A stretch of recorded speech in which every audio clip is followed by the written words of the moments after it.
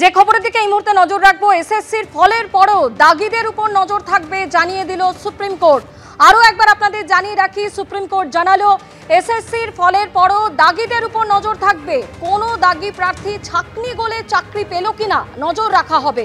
সব দাগি প্রার্থী নিয়োগ প্রক্রিয়া থেকে বাদ গিয়েছে, পরীক্ষাও হয়েছে। নভেম্বরের প্রথম সপ্তাহে সম্ভবত এসএসসির ফল প্রকাশ।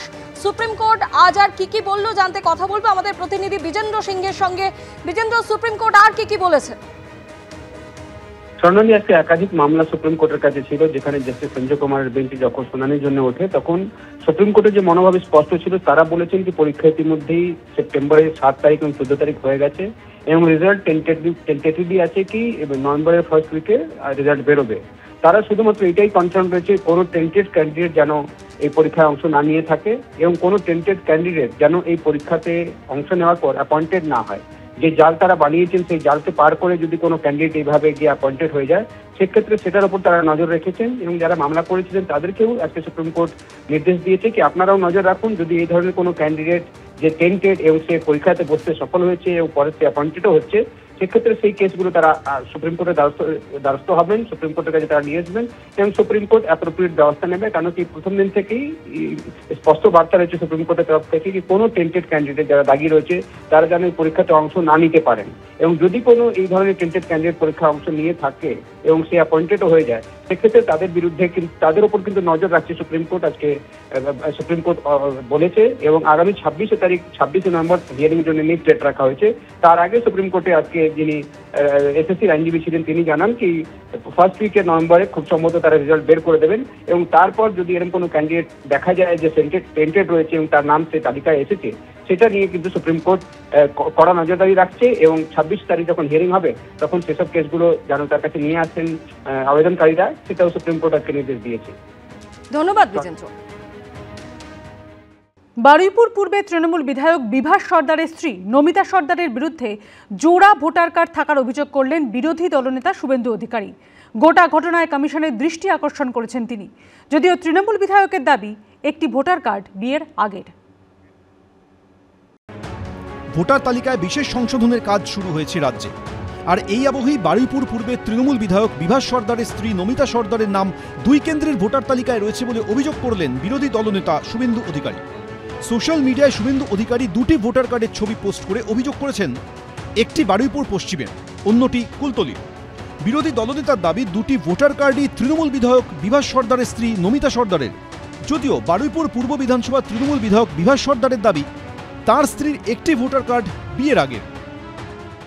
উনি একজন মানসিক ভারসাম্যহীন পাগল ব্যক্তি। ওটা বিয়ের আগের voter card, voter list post করেছে, পুরনো ভোটার লিস্ট উনি পোস্ট করেছেন।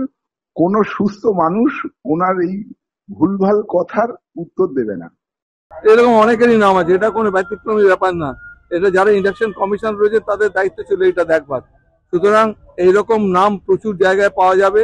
আমরা তো চাই স্বচ্ছ ভোটার লিস্ট হোক, প্রত্যেকটা মানুষ যারা ভোটার হবেন তারা ভোট দিতে পারবেন, কোনো মানুষের নাম যেন বাদ না যায়। এই ঘটনায় নির্বাচন কমিশনের দৃষ্টি আকর্ষণ করেছেন বিরোধী দলনেতা রঞ্জিত হালদার, এবিপি আনন্দ, দক্ষিণ 24 পরগনা।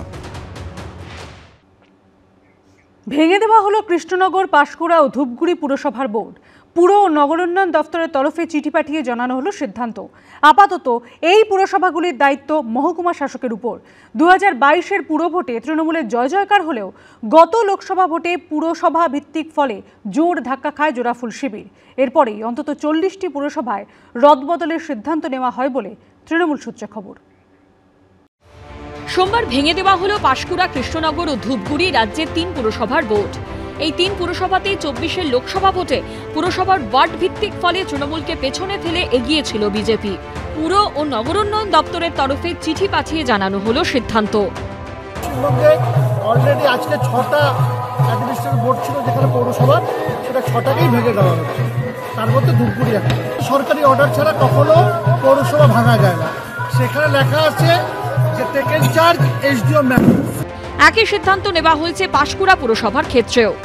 সরকার আমাকে এই দায়িত্বে বসিয়েছিল। কালকেও যে মেলের মাধ্যমে 2022 সালে আমার দায়িত্ব প্রাপ্তি ঘটেছিল, সেই মেলের মাধ্যমেই কালকে জানতে পারলাম যে এখানেও চেয়ারপারসন মানে বোর্ড অফ অ্যাডমিনিস্ট্রেটর চেঞ্জ হয়েছে।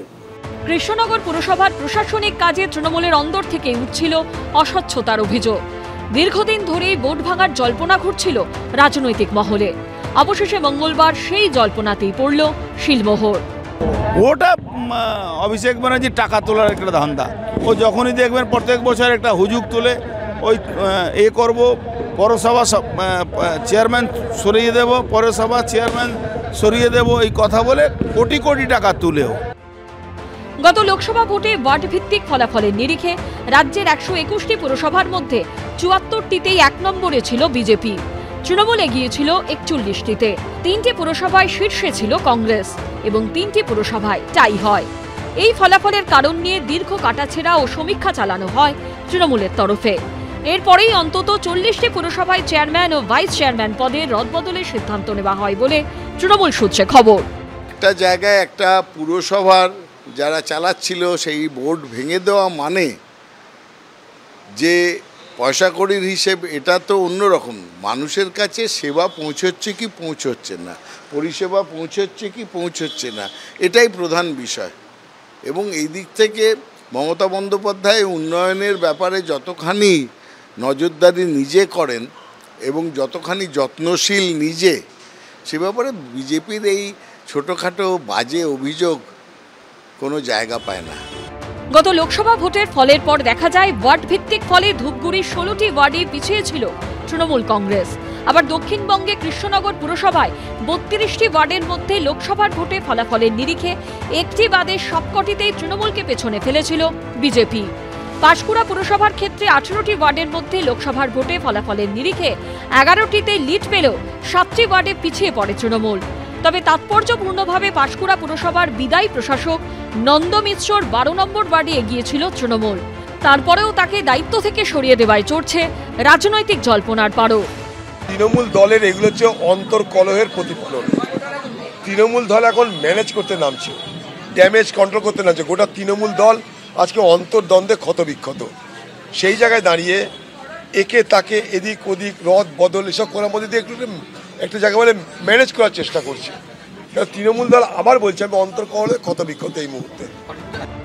বছর ঘুরলেই বিধানসভা ভোট, তার আগে পুরসভায় রদবদল করে আসলে কি এলাকাভিত্তিক সরকারি পরিষেবা আরো ভালো করার দিকে জোর দিতে চাইছে তৃণমূল, নাকি এর পেছনে রয়েছে অন্য কোনো সমীকরণ? রাজা চট্টোপাধ্যায়, বিটন চক্রবর্তী ও প্রদ্যুৎ সরকারের রিপোর্ট, এবিপি আনন্দ।